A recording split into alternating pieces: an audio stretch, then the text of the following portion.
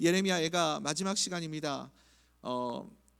예레미야 애가가 쉽지 않은, 잘 평상시에 우리가 읽지 않은 말씀인데 어떻게 또 이번 2주간을 지내셨는지 모르겠습니다. 그래도 끝까지 자리를 지켜주셔서 감사를 드리고, 오늘 예수님이 십자가에 달려서 죽으신 성금요일입니다. 예수님이 마지막까지 아무 말씀하지 않으시고 그렇게 십자가를 참으시고 우리에게 생명의 길을, 영원한 생명을 주시기 위해 십자가에 달려서 죽으셨던 것처럼 우리도 예수님의 십자가를 배우고 순종을 배워서 그 십자가의 길을 함께 걸어갈 수 있는 주의 자녀들 다 되기를 간절히 소원합니다. 오늘 우리가 읽은 예레미야 5장, 예레미야가 5장은 고난과 징계를 수용하는 단계입니다. 이제 예레미야 선지자가 눈물로 하나님께 호소하고 간절하게 부르짖고 때로는 탄원하고 이런 시간들이 있지 않았습니까? 그런데 이제 마지막 5장에 와서는 덤덤하게 모든 것을 다 순응하고 받아들이는 모습을 보게 됩니다. 여러분, 그게 믿음입니다. 믿음은 영접이라고 말하지 않습니까? 하나님이 주신 것은, 하나님이 내게 허락해 주신 것은 다 좋은 것이다. 믿으십니까? 하나님이 나에게 허락하여 주신 것은 다 좋은 것이다. 때로는 고난도, 때로는 아픔도, 때로는 육신의 연약함도, 심지어 징계조차도 하나님이 나에게 주신 것은 다 선하고 좋은 것이다. 그래서 영접하는 마음, 받아들일 수 있는 마음, 그것이 믿음입니다. 요한복음 1장 12절에서도 말씀하지 않습니까? 영접과 동의어가 믿음입니다. 영접하는 자, 곧 그 이름을 믿는 자들에게는 하나님의 자녀가 되는 권세를 주신다. 그러니까 영접과 믿음은 동의어인데, 믿으면, 예수 그리스도를 영접하면 하나님의 자녀가 되는 권세가 우리에게 주어지는 것 아닙니까? 그래서 우리가 이 요한복음 1장 12절 말씀을 참 좋아하는데, 요한복음 1장 12절 말씀의 주석과 같은 말씀이 오늘 예레미야 애가 5장입니다. 다시 정리를 하자면, 영접하는 자, 그래서 하나님의 자녀의 권세를 누리는 자가 이제 영접하였더니 나의 삶 가운데 믿음이 생기고, 그래서 하나님의 자녀됨의 그 권세로 우리의 삶 가운데 고난도 자녀됨의 권세로 이겨내고, 우리의 삶의 모든 어려움도 자녀됨의 권세로 다시 살아나는 그런 은혜를 누릴 수 있게 되기를 소망합니다. 그러니까 이것이 예레미야 애가 5장 전체의 줄거리라고 우리가 그렇게 생각하시면 됩니다. 가장 먼저는 무엇을 할 수 있어야 되냐면, 영접하는 마음, 수용하는 마음, 고난을 순응하고 받아들이고 수용할 수 있어야 됩니다. 하나님께서 주신 것은 다 좋은 것이다. 우리가 아까 거기에 아멘하지 않았습니까?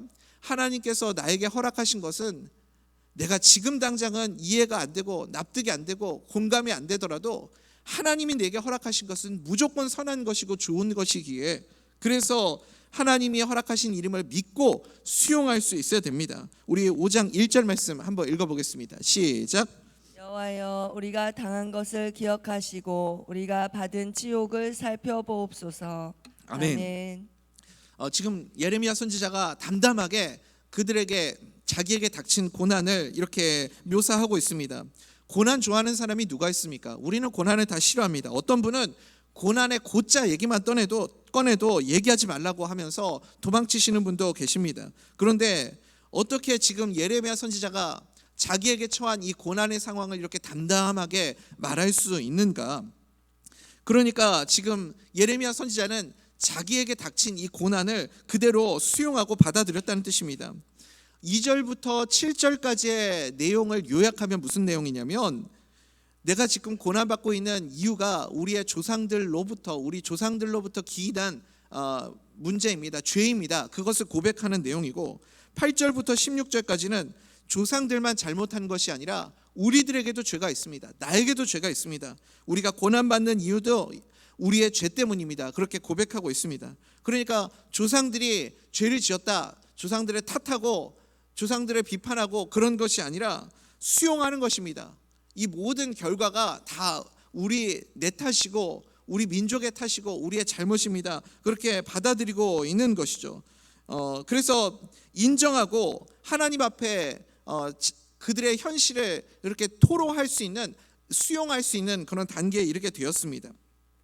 죄를 시인하고 받아들이는 모습이 영접하는 마음 아닙니까? 우리 조금 길지만 8절부터 16절까지 한번 천천히 또박또박 읽어보도록 하겠습니다. 함께 읽습니다. 시작. 종들이 우리를 지배하며 그들의 손에서 건져낼 자가 없나이다. 광야에는 칼이 있으므로 죽기를 무릅써야 양식을 얻사오니 굶주림의 열기로 말미암아 우리의 피부가 아궁이처럼 검으니이다. 대적들이 시온에서 부녀들을, 유다 각 성읍에서 처녀들을 욕보였나이다. 지도자들은 그들의 손에 매달리고 장로들의 얼굴도 존경을 받지 못하나이다. 청년들이 맷돌을 지며 아이들이 나무를 지다가 엎드러지오며 노인들은 다시 성문에 앉지 못하며 청년들은 다시 노래하지 못하나이다.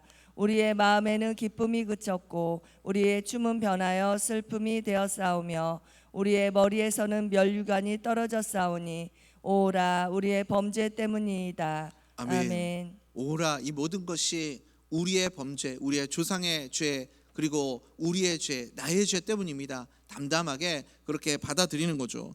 8절에 보니까 종들이 종처럼 그렇게 생각했던 민족들이 주인 행세를 한다, 그렇게 말하지 않습니까? 대표적인 나라가 모압과 에돔이죠. 에돔이 어저께도 제가 잠깐 말씀드렸지만 느부갓네살 왕이 이제 유다를 칠 때 길잡이 역할도 해주고, 그리고 유다가 포로로 끌려가고 나라가 무너졌을 때 그때 들어와 가지고 점령군 행사를 하고 그러지 않았습니까? 그러니 얼마나 비참한 상황입니까? 종들이 지금 주인 행세를 하고 있습니다. 그리고 더 비참한 것은 먹을 것이 없어서 굶주려서 그렇게 피부가 검어졌다, 이런 표현이 나옵니다. 10절에 보니까 사람이 이렇게 심한 기근을 경험하고 영양실조가 오면 몸 안에 이 피부의 탄력이 사라지고 혈액순환이 잘 안 돼서 피부가 이렇게 검게 탄 것처럼 까맣게 변한다고 합니다. 이것이 얼마나 비참한 상황인지를 지금 설명하는 거죠. 아궁이처럼 피부가 검게 되었다. 그들이 그 고백을 합니다. 더 끔찍한 일은 11절에 보니까 이 부녀들과 처녀들이 욕을 보인다. 이것은 뭐 더 말할 것도 없죠. 전쟁에서 패배한 나라가 겪는 끔찍한 상황 아닙니까? 연약한 여성들이 이런 어려운 일들을 당하고 치욕을 당하고 이런 일들을 우리가 보지 않습니까? 그런 상황 속에서 지도자들은 이 원수들의 손에 매달리고, 그러니까 다 죽임을 당하는 것이고, 그리고 이 목줄이 채워져서 노예처럼 부림을 받고, 리더들이라고 존경받아야 할 이 족속의 장로들도 아무것도 할 수 없고 속수무책인 상황을, 그런 무기력한 모습을 보게 됩니다. 그러니까 13절에 보면 청년들과 아이들이 맷돌을 진다. 이것이 무엇이겠습니까? 우리가 사사기에도 보면 삼손이 나중에 두 눈 다 뽑히고 머리카락이 잘리고, 그래서 연자 맷돌에 묶여가지고 맷돌을 돌리는 그런 비참한 신세가 되지 않았습니까? 그러니까 짐승 취급을 받고 인간 이하의 취급을 받는 그런 신세가 되었다. 그것을 지금 하나님 앞에서 고백하고 있는 내용이죠. 그래서 15절에 보니까 기쁨도 사라지고 춤이 변해서 슬픔이 되었다 고백합니다. 왜요? 무엇 때문이요? 모두가 다 우리의 죄 때문입니다. 다 수용하고 다 인정하는 모습을 보게 됩니다. 이것이 굉장히 중요한 거죠. 수용하고 인정할 수 있어야, 그래야 거기에서부터 일어설 수 있습니다.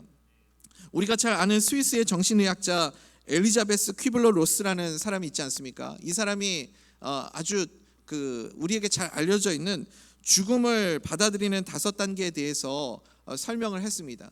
죽음을 수용하는 5단계. 그러니까 뭐 많은 분들 들어보셨을 거예요. 병원에서 의사 선생님이 당신 이제 얼마 안 있으면 곧 죽을 병에 걸렸습니다. 이제 생을 마감할 준비를 하셔야 됩니다. 라고 의사 선생님이 당신이 살 날이 얼마 안 남았다라는 그 통보를 하게 될 때 많은 사람들이 이 5단계를 거쳐가게 된다고 하죠. 첫 번째 단계가 뭐죠? 부정하는 거죠. 그럴 리가 없어. 뭐가 잘못됐을 거야. 이거는 의사가 돌팔이야. 이거 진찰 결과가 잘못된 걸 거야. 그 내용을 부정하는 단계입니다. 두 번째 단계가 무엇이냐면 분노입니다. 받아들일 수 없기 때문에 화를 내는 거죠. 왜 하필 나한테, 왜 나에게 이런 일이 일어났지? 하면서 막 화를 내고 받아들이지 못합니다. 세 번째가 무엇입니까? 타협의 단계입니다. 타협의 단계는 뭐죠? 어떻게 하면 살 수 있을까? 더 치료할 수 있는 방법이 분명히 있을 거야. 어떤 방법으로 이것을 고칠 수 있을까? 타협을 하는 겁니다. 네 번째 단계가 무엇이냐면 이제 포기하고 절망하는 단계, 우울의 단계입니다. 그래서 무기력한 상태에서 아무것도 할 수 없고 그냥 깊은 침체에 빠져 있는 단계가 우울의 단계죠. 마지막 다섯 번째 단계가 무엇이냐면 수용의 단계입니다. 수용, 받아들이는 것 아닙니까? 덤덤하게 받아들이는 것. 그런데 참 신기한 게 무엇이냐면 오히려 수용의 단계에 와서 어떤 경우에는 이게 지금 내 스스로가 이렇게 덤덤하게 받아들일 때 그때 거기에서 병세가 호전이 되기도 하고 회복이 되기도 하고 좋아지는 그런 경우도 생기는 모습을 본다는 거죠. 그러니까 사실은 빨리 수용할 수 있는 것이 지혜인 겁니다. 유다의 영적 상태도 비슷한 것 같습니다. 이스라엘 백성들이 언제 어디에서부터 유다가 치유되고 회복되기 시작하느냐? 원망하고 탓하고 부정하고 분노하고 하나님을 한탄하고 거기에서부터 회복되는 것이 아니라 수용하고 받아들이는 것부터였습니다. 유다가 거기에서부터 정신 차리기 시작했습니다. 그래서 예레미야가 5장이 우리에게 너무나도 중요한 지점이라는 생각이 듭니다. 유다가 회복하기 시작하는 시점, 그 지점이 어디인가 하면 바로 여기 수용하기 시작하는 그때부터입니다. 여러분, 우리가 하나님이 나에게 허락하신 모든 것은 다 좋은 것이다, 수용할 수 있고 그래야 고난 중에서도 우리가 순종을 배울 수 있습니다. 내 삶 가운데 고난 가운데서도 예수님도 끝까지 그 십자가를 순종하시고 그 길을 걸어가셨던 것처럼 우리도 고난 가운데서도 이해도 안 되고 지금 이 상황이 납득도 안 되고 설명도 안 되고 해석도 안 될지라도 하나님이 나에게 허락하신 것은 무조건 선하고 좋은 것이다, 받아들이고 수용하면 그러면 우리는 순종하게 될 줄 믿습니다. 우리 히브리서 5장 8절 말씀이죠. 한번 읽어볼까요? 함께 읽겠습니다. 시작. 그가 아들이시면서도 저밖에 없군요. 제가 읽어드리겠습니다. 히브리서 5장 8절 9절 제가 한번 읽어드리겠습니다. 그가 아들이시면서도 받으신 고난으로 순종함을 배워서 온전하게 되셨은즉 자기에게 순종하는 모든 자에게 영원한 구원의 근간이 되시고. 그러니까 예수님도 순종을 배웠다 이렇게 말씀하고 계시지 않습니까? 받으신 고난으로 순종함을 배워서 여러분 예수님이 어떻게 되셨습니까? 온전하게 되셨다 그렇게 말씀하고 있습니다. 여러분 우리도 똑같습니다. 고난 가운데서 무엇을 배워야 됩니까?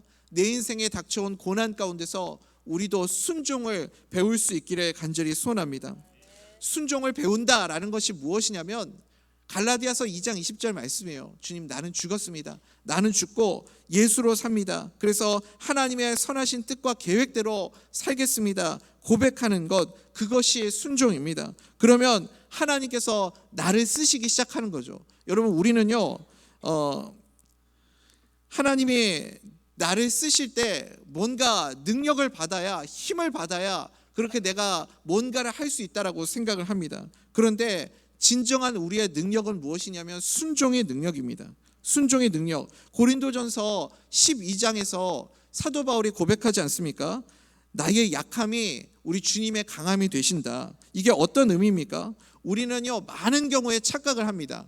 착각하고 살아가는 것이 무엇이냐면 아직 나는 약한데 내가 참 하나님, 내가 참 연약합니다. 내가 이렇게 부족하고 약합니다. 그래서 하나님이 나 힘 주셔야 됩니다. 능력 주셔야 됩니다. 그래야 내가 이 일을 감당할 수 있습니다. 우리는 이렇게 착각을 해요. 그런데요, 여러분 그거 아십니까? 우리는 계속 약할 거예요. 강해지지 않아요. 계속 연약할 겁니다. 계속 연약함 속에 살아갈 거예요. 하나님 나를 단련시키셔서 강하게 만드셔서 그래서 능력 주셔서 이 모든 일들 감당하게 하옵소서 아니라니까요. 나는 약해요. 내가 약하기 때문에 그런데 약하지만 부족하지만 순종하면 그 길을 따라가면 그 순종하는 자를 통해서 약한 자를 통해서 하나님이 일하신다니까요. 고린도전서 12장에서도 사도 바울이 고백하잖아요. 자기 육체 가시 때문에 하나님 이거 가시가 없으면 내가 더 선교도 잘하고, 하나님 이게 뭡니까? 사람들 앞에서 설교하다가 갑자기 간질 와가지고 쓰러져가지고 막 부끄러운 모습을 보이고, 내가 이런 것들만 없어져도 훨씬 사역을 잘하고 길이 열릴 텐데 하나님 나의 육체의 가시를 없애주시옵소서. 그런데 하나님이 안 고쳐주시잖아요. 그 은혜가 너에게 족하다. 이게 무슨 뜻입니까? 너 강할 필요 없어. 너는 강할 필요가 없어. 너 약한 상태로 있어도 내가 다 할 건데 네가 약한 게 무슨 의미가 있니? 오히려 약한 게 교만하지 않아서 내가 널 쓰기 훨씬 좋다. 내가 너한테 능력 줘봤자 너 그 힘 가지고 뭐 하겠냐? 네가 그 힘 갖고 순종하겠냐? 그런 것 아니겠습니까? 바울은요, 하나님이 그렇게 응답해 주실 때 말귀를 잘 알아들었습니다. 그래서 아멘 하잖아요. 그 은혜가 내게 족합니다. 그렇게 고백하잖아요. 순응할 수 있습니다. 그래서 자신의 약한 것을 오히려 내가 기뻐하노라, 그렇게 고백하지 않습니까? 우리의 인생도 마찬가지입니다. 사랑하는 우리 대전면석교 성도님들, 고난을 통해서 순종을 배울 수 있기를 축복합니다. 그러면 나는 약해도 강하신 우리 주님이 약한 나를 통해서 일하게 되심을 보게 될 줄 믿습니다. 나는 약하지만 하나님이 일하시면, 그래서 내가 아닌 오직 예수님의 보혈로, 내가 아닌 오직 예수님의 은혜로 그렇게 하나님이 일하심을 보게 될 때 나의 노력의 결실이 아니라 성령의 은혜로 100배의 결실을 맺게 되는 그런 승리를 우리가 경험하게 될 줄 믿습니다. 예레미야 애가 5장에서 이 소망을 두는 이유가 무엇입니까? 우리의 날들을 다시 새롭게 하사 옛적 같게 하옵소서. 이렇게 예레미야 선지자가 구할 수 있는 근거가 무엇입니까? 우리는 약하지만, 우리는 이렇게 약해졌지만 하나님은 약한 우리를 통해서 일하시는 분이십니다. 하나님이 우리에게 이 고난을 허락하셨다면 이것도 하나님이 주신 좋은 것이고 선한 것입니다.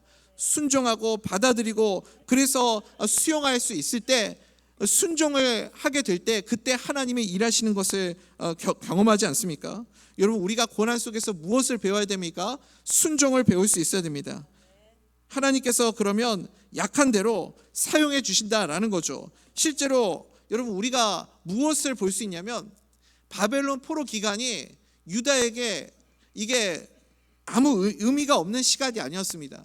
이 바벨론 포로의 70년의 시간 때문에 우리에게 엄청 큰 유익이 주어지는데, 그게 무엇이냐면 메시아 신학이 엄청나게 발전을 합니다.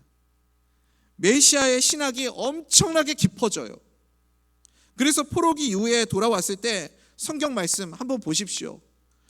메시아 사상이 엄청 깊어지고, 그 다음에 또 중요한 게 무엇이냐면, 이 성전 시대가 지나가고 이제는 포로기 이후에 돌아와서는 그 다음에는 이 회당 중심의 이 제도가 이게 회당 시대가 되지 않습니까? 회당 중심의 공동체로 이제 유다 백성들이 곳곳에 살아가게 되는 모습을 보게 됩니다.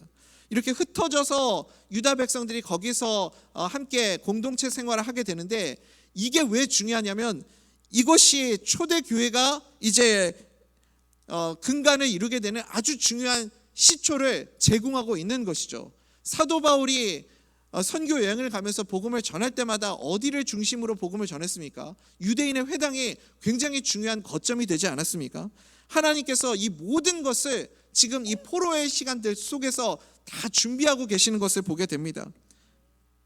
또 하나 가장 중요한 것이 무엇이냐면, 이 땅에 다시 오실 예수 그리스도, 메시아에 대한 갈망. 그들이 이 고난이 없고 자유를 잃어버리지 않았으면 이 메시아에 대한 기대와 갈망이 사라졌겠죠. 그런데 이 메시아에 대한 간절한 갈급함과 갈망이 그들 가운데 생겨나게 되었다라는 거죠. 그래서 예수님이 이 땅에 오심을 준비하는 그런 모든 과정들을 보게 됩니다. 그러니까 여러분, 바벨론 포로의 이 70년 시간이 유익이 있었습니까? 없었습니까? 엄청난 유익이 있었죠. 왜 여러분 아무도 대답을 안 하십니까? 엄청난 유익이 있었어요. 약해지고 계속 약해졌습니다. 그렇지만 하나님은 오히려 더 그 약한 가운데 강력하게 더 강력하게, 희미하고 아무것도 보이지 않을 때 더 선명해지게, 점점 더 분명해지게, 더 폭넓게, 더 깊게 하나님의 은혜를 깨우쳐 주시는 모습을 우리가 보게 됩니다. 여러분 우리에게도 이런 은혜와 능력이 임하게 되기를 소원합니다. 그래서 하나님이 함께 하시면 나는 약해도 다 할 수 있습니다. 약해도 쓰임받고 약해도 강해질 수 있습니다. 우리 19절부터 21절까지 한번 읽어볼까요? 함께 읽겠습니다. 시작. 여호와여 주는 영원히 계시오며 주의 보좌는 대대에 이르나이다. 주께서 어찌하여 우리를 영원히 잊으시오며 우리를 이같이 오래 버리시나이까. 여호와여 우리를 주께로 돌이키소서. 그리하시면 우리가 주께로 돌아가겠사오니 우리의 날들을 다시 새롭게 하사 옛적 같게 하옵소서. 아멘. 지금 예레미야 애가 마지막 이제 결론 부분 아닙니까? 뭔가 우리가 생각할 때는 이 열린 결말처럼 이렇게 끝맺음이 명확하게 끝나는 것처럼 느껴지지가 않습니다. 그런데 예레미야 선지자는 하나님께 묻는 겁니다.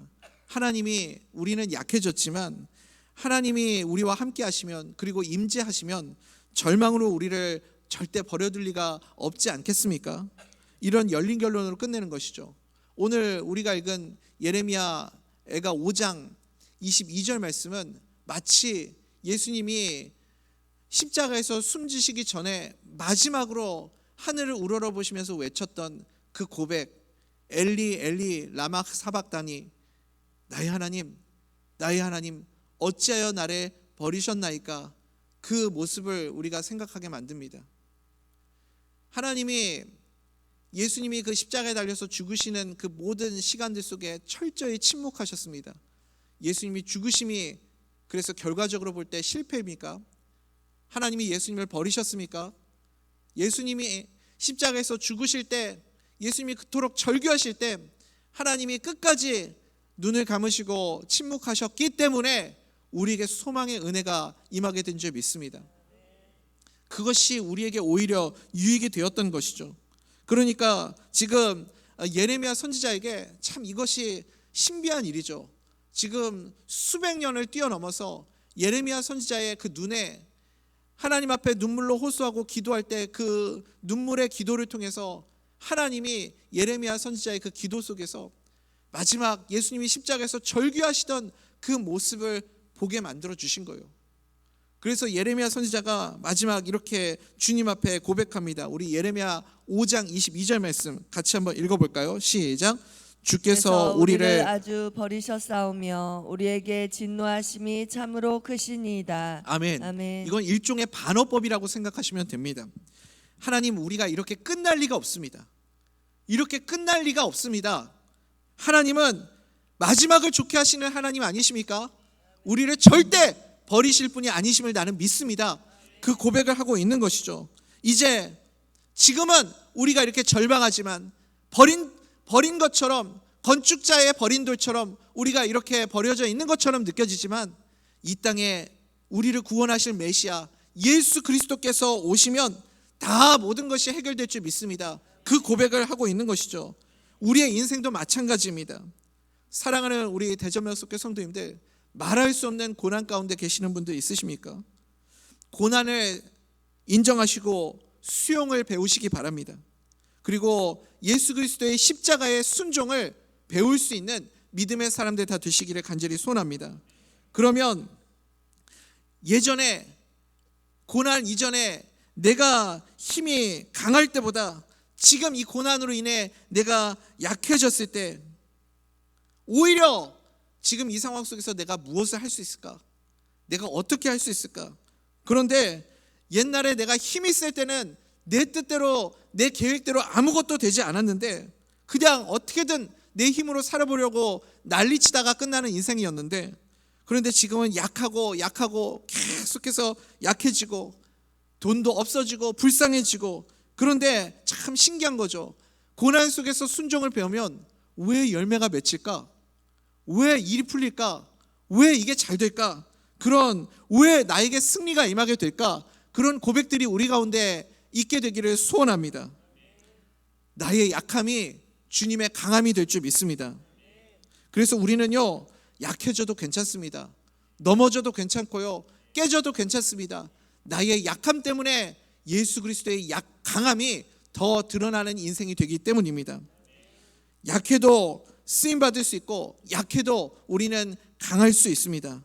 그 하나님을 믿고 우리도 예수 그리스도의 십자가를 바라보며 하나님, 지금은 내가 이 고난 가운데 있다 할지라도 예수님처럼 순종을 배움을 통해 우리의 삶 가운데 마지막을 좋게 하시는 하나님, 모든 것이 합력하여 하나님의 선을 이루어 가심을 믿고 지금은 막막하고 답답하고 이해도 안 되고 해석도 안 되고 도대체 이것이 무슨 뜻인지 무슨 의미인지 다 알 수 없을지라도 믿음으로 수용하고 주님을 따라갈 수 있는 주의 자녀들 되게 하여 주시옵소서.